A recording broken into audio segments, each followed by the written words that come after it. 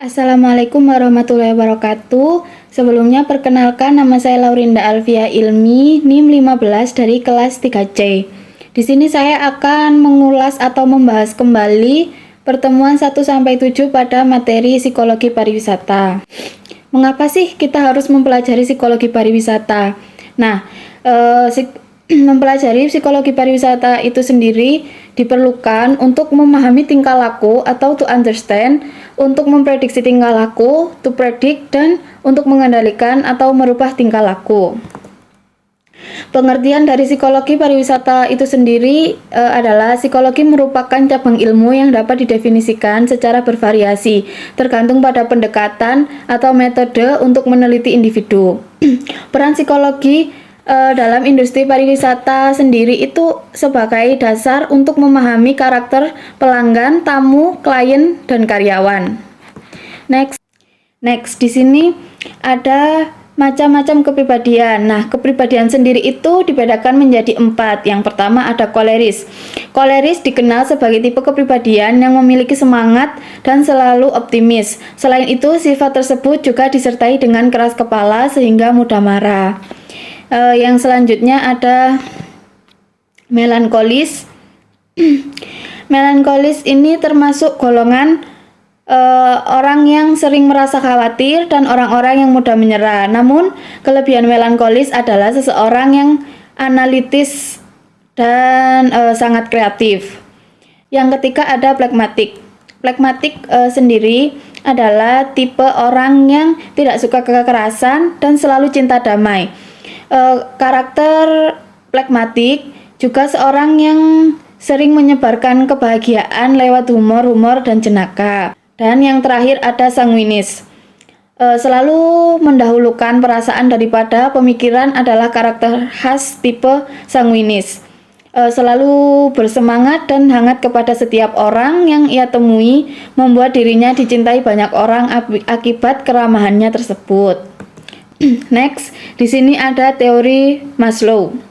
Dalam teori kebutuhan ini, Abraham Maslow juga mengungkapkan bahwa seorang individu harus memenuhi kebutuhan mereka. Abraham Maslow membagi kebutuhan tersebut dibagi menjadi 5 tingkatan dengan urutan masing-masing. Adanya tingkatan kebutuhan tersebut mengharuskan individu memenuhi kebutuhan mereka mulai dari tingkatan yang terendah. Nah, tingkatan yang terendah itu mulai dari psychological needs, ke safety needs, love and belonging, dan esteem, dan self-actualization.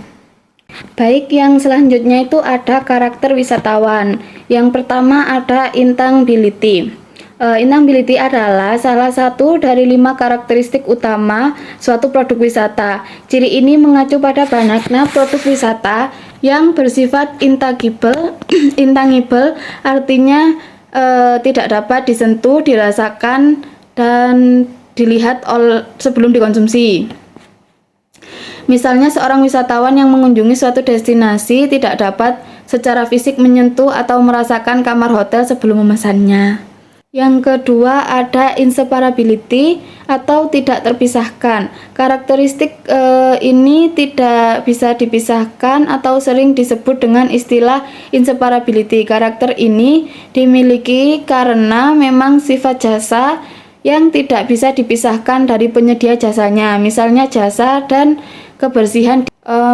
Dan yang ketiga ada variability. Variabilitas pengalaman mungkin disebabkan oleh lokasi, waktu, topografi, musim, lingkungan, fasilitas, acara, dan penyedia layanan. Karena manusia sangat berperan dalam penyediaan layanan, kualitas dan tingkat layanan mungkin berbeda antar vendor atau bahkan mungkin tidak konsisten dalam satu penyedia. Dan yang terakhir adalah perisability atau tidak tahan lama. Artinya suatu jasa tidak bisa disimpan atau direncanakan untuk digunakan di kemudian hari. Jasa sifatnya tidak bisa disimpan, tidak bisa dipakai di hari lain, dan tidak bisa di stok sebagai persediaan.